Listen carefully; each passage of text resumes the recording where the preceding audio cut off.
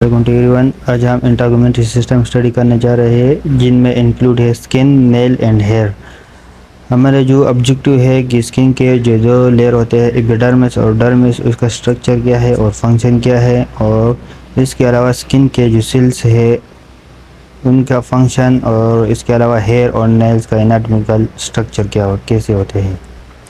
जो इंटेगुमेंटरी सिस्टम है तो ये हमारे बॉडी का जो हेमिस्टेसिस है वो मेंटेन करता है, और इसके अलावा जो इंटरनल ऑर्गन है उसकी प्रोटेक्शन भी करता है। इसके अलावा जो अगर आपको फॉर एग्जांपल बाहर से कुछ स्टिमुलाई मिल रही हो, प्लेयर खुशी की या पेन की या कोई और स्टिमुलाई जो एक्सटर्नल हो इन्वायरमेंट से, तो उसकी सेंसेशन हमें फील होती है थ्रू इंटेगुमेंटरी सिस्टम। इंटेगुमेंटरी सिस्टम में इंक्लूड होता है हेयर, नेल्स और कुछ ग्लैंड भी होते हैं स्किन के ऊपर, मसल्स भी है और नर्व भी है जो इंटेगुमेंटरी सिस्टम में इंक्लूड है। इंटेगुमेंटरी सिस्टम का फंक्शन होता है कि हमारे जो इंटरनल ऑर्गन है उसकी प्रोटेक्शन करना, और इसके अलावा जो हमारे बॉडी का इंटरनल टेम्परेचर होता है उसको भी मेंटेन करना। और अगर फॉर एग्जांपल सराउंडिंग एनवायरनमेंट या बहुत कोल्ड है या बहुत हीट है तो इससे भी हमें थ्रू सेंसरी इंफॉर्मेशन हमें मिलती है कि बाहर एनवायरनमेंट कैसा है। स्किन जो है यह हमारे एक्सटर्नल सरफेस होता है बॉडी का, और ये लार्जेस्ट ऑर्गन है हमारी बॉडी में एरिया के लिहाज से भी और वेट के लिहाज से भी। ये हमारे तकरीबन 2 स्क्वायर मीटर और 22 फीट कवर करता है हमारी बॉडी का, और इसका जो वेट होता है वो 4.5 से लेकर 5 केजी होता है। स्ट्रक्चर के लिहाज से स्किन के 2 पार्ट्स होते हैं। जो पहले वाला होता है सुपरफिशियली, ये थिनर पोर्शन होता है जो कि एपिथेलियल टिश्यू पर मुश्तमिल होता है और उसको हम एपिडर्मिस कहते हैं। जो दूसरा लेयर होता है डर्मिस, वो कंपोज होता है कनेक्टिव टिश्यू पर। जैसे कि आप तस्वीर में देख सकते हैं कि ये जो सुपरफिशियल लेयर होता है ये एपिडर्मिस, और ये वाला जो है ये डर्मिस है, और इसके अलावा ये नीचे सबसे लास्ट वाला जो है हाइपोडर्मिस है। जो एपिडर्मिस है और इसके अलावा डर्मिस है और हाइपोडर्मिस है। जो डर्मिस है उसमें हेयर फॉलिकल होते हैं, जैसे कि हेयर का जो एंड है, इसके अलावा सीबेशियस ग्लैंड भी इसमें होते हैं, ब्लड वेसल्स भी होते हैं हाइपोडर्मिस में। जो डर्मिस है उसके फर्दर 2 लेयर होते हैं, इसका नाम एक होता है पेपिलरी, दूसरे का नाम होता है रेटिकुलर लेयर। ये 2 डर्मिस के 2 लेयर होते हैं। जो पैर वाला लेयर होता है एपिडर्मिस, ये आउटर लेयर होता है स्किन का, और ये केराटिनाइज स्ट्रेटिफाइड के मसल पर ये मुश्तमिल होता है, और इसके अंदर कोई भी ब्लड वेसल नहीं होती। तो अगर कोई पूछे कि इसमें ब्लड वेसल नहीं होती तो इसको नरिशन कैसे मिलती है, तो थ्रू डिफ्यूजन इसको नरिशन मिलती है। और इसके फर्दर 4 टाइप होते हैं, 4 टाइप मसल पर यह मुश्तमिल होता है: केराटिनोसाइट, मेलानोसाइट, लैंगरहांस सेल्स और मार्कर सेल्स। केराटिनोसाइट जो होते हैं ये 90% एपिडर्मल सेल होते हैं, और ये हमारे स्किन के ऊपर केराटिन प्रोड्यूस करता है। और जो केराटिन का फंक्शन होता है कि हमारी बॉडी को हीट से, माइक्रोब से और केमिकल से बचाना। जो मेलानोसाइट्स होते हैं ये 8% होते हैं एपिडर्मल सेल में से, और ये जो हमारे स्किन का जो कलर है या पिगमेंट मेलानिन है उसको प्रोड्यूस करता है।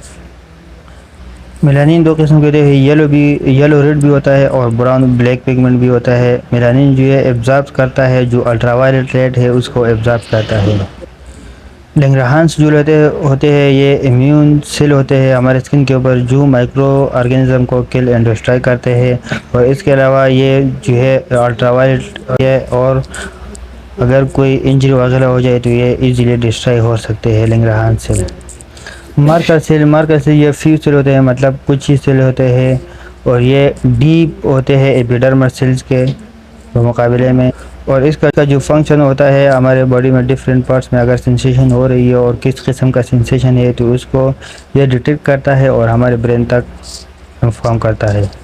तो अब आते हैं एपिडर्मिस के जो लेयर है। पहले हमने सेल्स की बात की, अब जो लेयर्स है एपिडर्मिस के, इसके 5 लेयर है: stratum corneum, stratum lucidum, stratum granulosum, stratum spinosum, stratum बेसिले।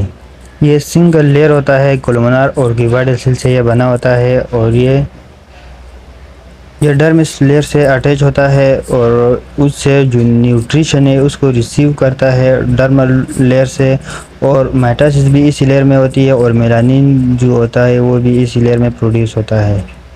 Stratum spinosum ये सेकंड लेयर होता है और ये जो प्रोटीन साइंटिस है वो इस लेयर में होती है, जैसे कि केराटिन प्रोटीन और इसके अलावा केराटिनोसाइट्स होते हैं इसके अंदर और टोनो फिलामेंट्स भी इसी में होते हैं और ये राउंडेड दिखाई देते हैं और लार्ज दिखाई देते हैं और ये हमारे स्किन की जो फ्लेक्सिबिलिटी है और स्ट्रेंथ है स्किन को वो देता है और ये हमारे मेलानोसाइट भी इसी लेयर में होते हैं।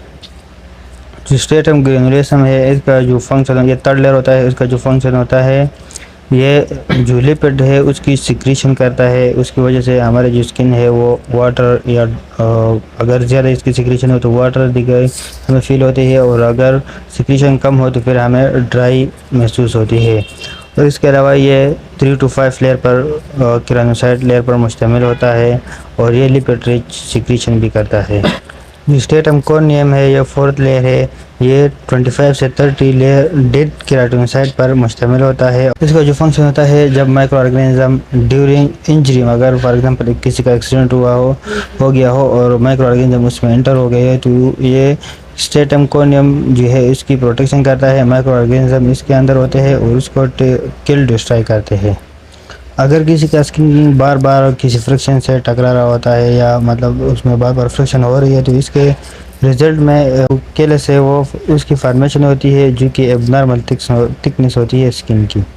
जो स्ट्रेटम लूसिडम होता है ये हमारे फिंगर्स और पाम्स और सोल्स पर होता है, इसके 3 to 5 लेयर होते हैं और इसके अलावा इसके अंदर जो लार्ज अमाउंट में केराटिन प्रोटीन होते हैं।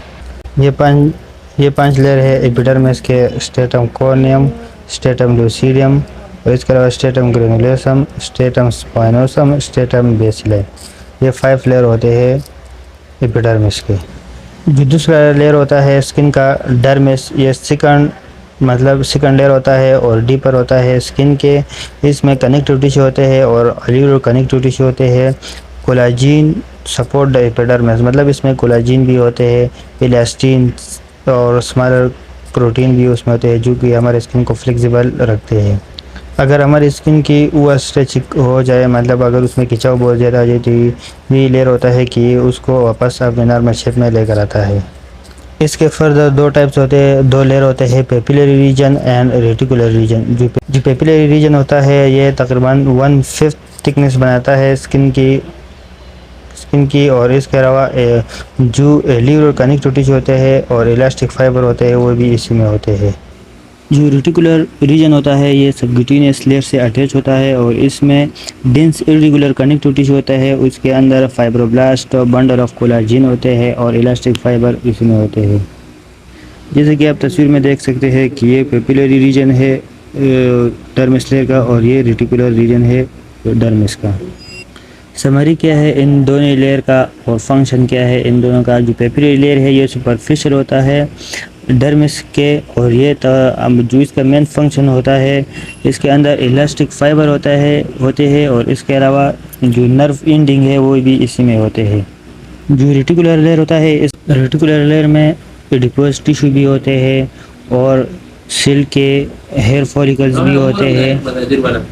इसके अलावा इसके अंदर ग्लैंड होते हैं, सीबेशियस ग्लैंड और सूडोफिरस ग्लैंड। सीबेशियस ग्लैंड सीबम को रिलीज करते हैं जो कि ऑयली होते हैं और इसके सूडोफिरस ग्लैंड जो होते हैं जो एपिक्राइन और एपोक्राइन इसको हम कहते हैं और ये हमारे पास फ्यूज को रिलीज करता है। जो थर्ड लेयर होता है हमारे पास हाइपोडर्मिस, जो सबक्यूटेनियस लेयर भी हम इसको कहते हैं और ये डीपेस्ट लेयर होता है स्किन का। सबक्यूटेनियस लेयर इसको हम सबक्यूटेनियस को हाइपोडर्मिस लेयर या इनरमोस्ट लेयर भी कहते हैं और ये फैट और कनेक्टिव टिश्यू से बने होते हैं जिसके अंदर रिच ब्लड वेसल्स होते हैं और नर्व होते हैं।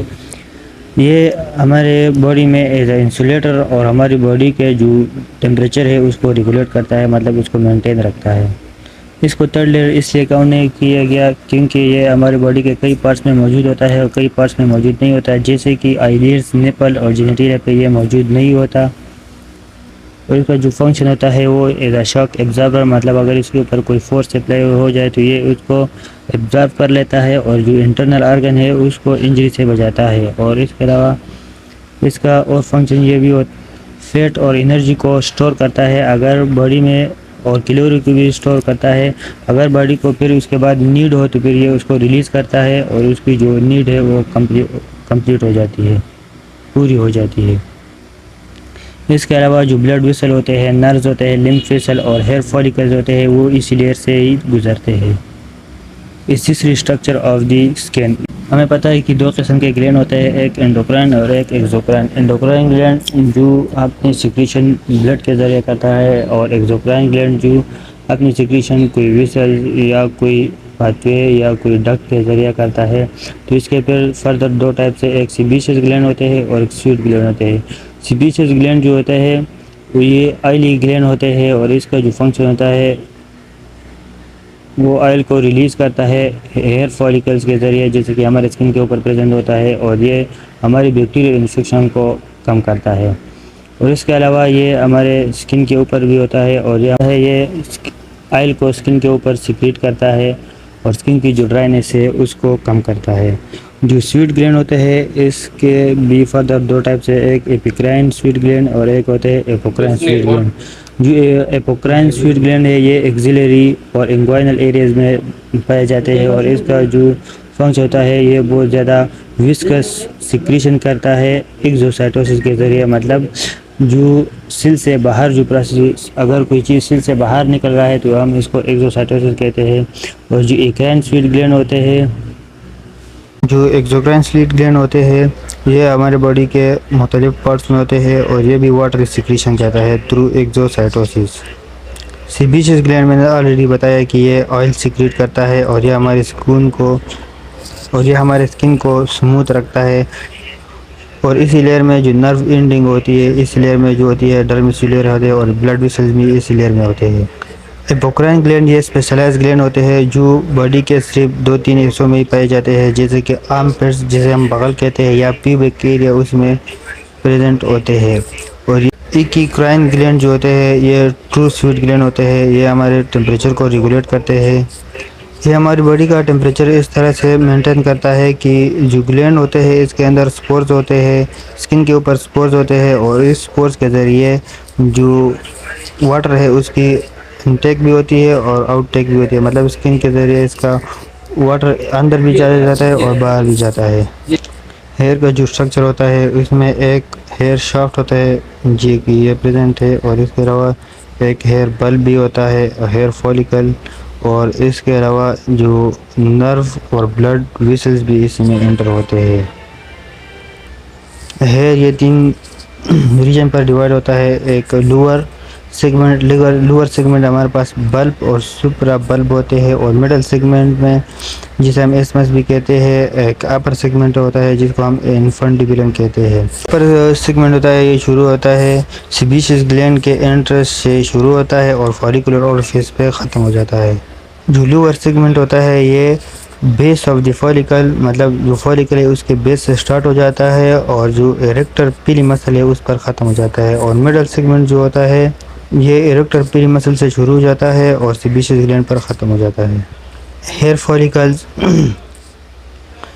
फॉलिकल ये सेक लाइक स्ट्रक्चर होती है इसके, और जिसे हम हेयर फॉलिकल कहते हैं, और इसके इर्द गिर्द हेयर रूट्स भी होते हैं जो स्किन के नीचे प्रेजेंट होते हैं। जो सीबेशियस ग्लैंड होते हैं ये इम्पोर्टेंट होते हैं क्योंकि ये सीबम को प्रोड्यूस करते हैं जो हमारी हेयर है उसको नरिश करते हैं और उसको कोऑर्डिनेटर मतलब उसकी मेंटेनेंस कर रखते हैं। जो हेयर शाफ्ट है इसके 3 लेयर होते हैं, एक इनरमोस्ट लेयर होता है जिसको हम मेडुला कहते हैं, और ये प्रेजेंट होता है जैसे कि हमारे स्कैल्प के जो हेयर है उसी में सिर्फ प्रेजेंट होता है, और यह हमारे हेयर को इलास्टिसिटी प्रोवाइड करती है।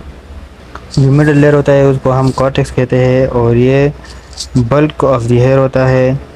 इसका जो फंक्शन होता है ये हमारे हेयर को स्ट्रक्चर, स्ट्रेंथ मतलब मजबूती, कलर को प्रोवाइड करते हैं। जो आउटर मोस्ट लेयर होता है उसको हम क्यूटिकल कहते हैं और ये थिन और ट्रांसपेरेंट में कलर में होते हैं, और ये जो इनर स्ट्रक्चर होता है हेयर की उसकी प्रोटेक्शन करता है।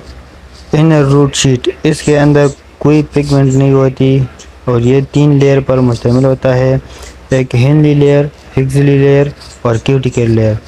इन्फंडिबुलम ये अपर पोर्शन हेयर का होता है और इसके इर्द गिर्द एपिडर्मिस होता है। के बाद नेल जो होते हैं ये हार्ड डेड केराटिनाइज एपिडर्मल सेल होते हैं जो कि क्लियर और सॉलिड होते हैं और यह हमारे हैंड के डॉर्सल सरफेस पे डिस्टल पोर्शन पे प्रेजेंट होते हैं और each nail consist of a nail body free edge and a nail root. जो हर एक नेल होता है नाखून जो होता है उसके 3 पार्ट्स होते हैं, एक नेल बॉडी होती है और एक फ्री एज होता है और एक नेल रूट होता है। जो इसका फंक्शन जो होता है वो हमारी जो माइनर चीज़ें मतलब छोटी छोटी चीज़ें हैं उसको पकड़ना और जो छोटे छोटे चीज़ें हैं उसको डिफरेंट तरीके से पकड़ना और उसको मैनिपुलेट करना। और इसके अलावा जो अगर कोई चीज़ हार्ड चीज़ है हमारी उंगलियों के ऊपर लग रही है तो इसके अलावा इसका जो एक फंक्शन ये भी होता है कि प्रोटेक्शन करना distal part of the fingers. ये नेल का जो स्ट्रक्चर है ये डॉर्सल, इसको हम dorsal edge of the nail कहते हैं और इसको हम नेल प्लेट कहते हैं और इसके अलावा ये जो सफ़ेद दिखाई दे रहा है इसको हम लिन्यूला कहते हैं और ये जहाँ पर अटैच हुआ है उसको हम क्यूटिकल कहते हैं। जो स्किन हमारी नेल के ऊपर आ जाती है तो उसको हम प्रॉक्सिमल नेल फोल्ड कहते हैं।